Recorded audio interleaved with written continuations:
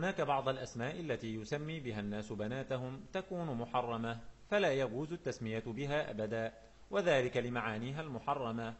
هذه الأسماء قد انتشرت كثيرا، وخاصة في مجتمعنا العربي، فتجد الكثير من الناس يبحث عن أسماء غامضة لم يسمعها الناس من قبل.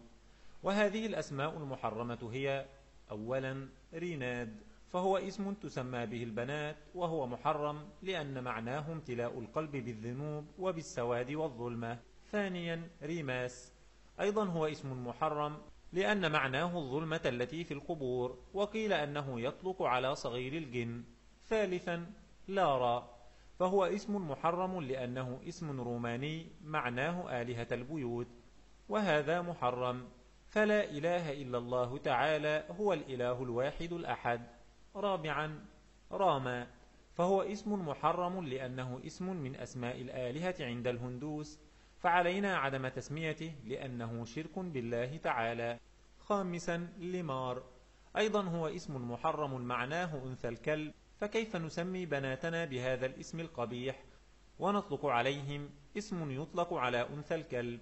سادسا، مايا، وهو اسم لأكثر مدينة في العالم مليئة بالتخلف والجهل، وهذه المدينة في أمريكا، فهو اسم قبيح. سابعا، يارا، أيضا هو اسم محرم لأنه قبيح، فهو يطلق على الأكل المحترق. ثامنا، وجد، فهو اسم قبيح لأنه اسم من أسماء الجن، ويطلق على حرقة القلب.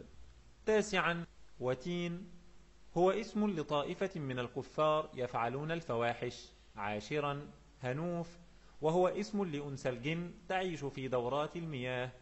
علينا الابتعاد عن كل هذه الأسماء، والتي منها المحرم ومنها القبيح، فلا نسمي به بناتنا، فإن النبي صلى الله عليه وسلم أمرنا باختيار أفضل الأسماء لأولادنا.